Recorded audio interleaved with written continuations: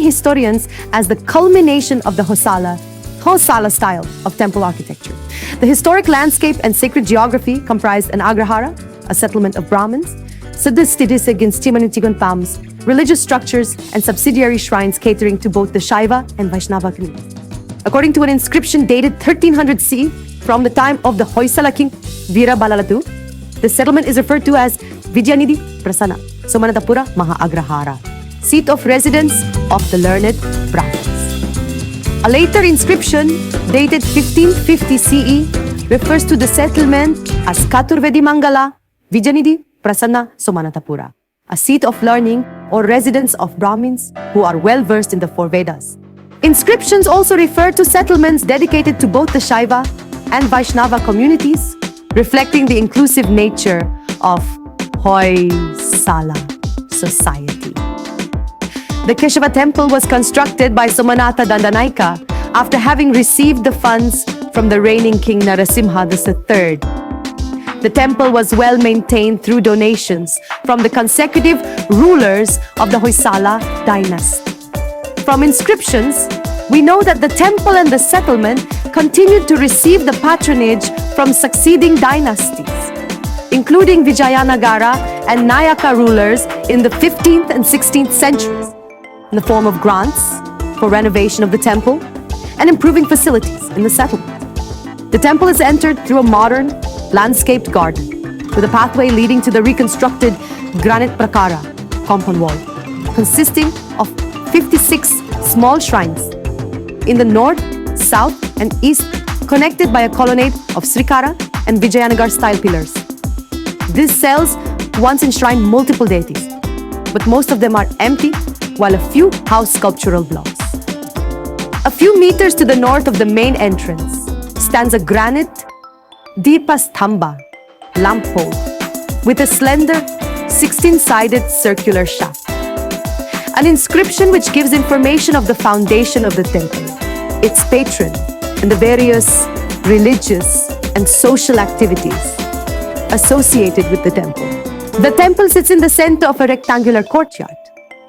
An entrance mandapa, hall, with finely carved Srikara pillars and octagonal and square paneled ceilings leads to the main shrine. The main temple, built of schist, is a Trikuta, triple cell temple, dedicated to three different forms of the god Vishnu. Keshava in the eastern cell is the principal deity. Janadana in the northern cell and Venugopala in the southern cell are the secondary deities. The cruciform configuration of the three shrines with the common Navaranga and Dwara Mandapa entrance hall is typical of the Hoysala style of planning, but here the plan is modified by merging them to create a continuous elongated mandapa space, one that is in contrast to the conventional stepped offset form.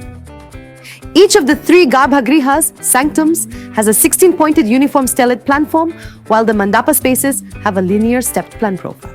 The temple stands on a raised molded jagati platform that follows the temple's stellate floor plan. A single flight of steps on the east leads into the main temple. The steps are flanked by miniature shrines that have lost their shikaras, superstructures, today. The jagati has sculptures of elephants at each of the points of the star. A few are missing, which hold up the surface of the earth. The edges of the stellate folds of the jagati have sculptures of nagas and yakshas. Several are missing, guardians and denizens of the netherworlds, reflecting the concept of the jagati as representing the subterranean world. The Keshava Temple is the only one of the three components in this serial nomination that retains its shikara or superstructure. The temple's four-storied Visara shikara echoes the plan form of the temple. It is decorated with repetitive diminishing kuta, square aedicule of Dravidian style, and shala, aedicule of wagon vault style. Elements crowned by a padma, an inverted saima recta molding with lotus pattern as decoration, and kalasha, finial. All three shrines have equally opulent shikaras, making it a balanced and a perfect triple shrine temple. The temple is entered through a series of steps marked by a plain doorway flanked by dwarapalas, door guardians. the Dwara Mandapa entrance hall is encompassed by Bhadraka, square pillars with a raised balcony with seating. The transition space between the Dwara Mandapa and the Navaranga, central pillared hall, is defined by a combination of 2 Shrikara and 2 32-pointed Indrakanta, star-shaped pillars. The slightly raised Navaranga has 4 finely carved Shrikara pillars. The outer walls of the central pillared hall, the ante-room or vestibule leading to the sanctum, and the sanctum itself are all lined with Bhadraka pilasters.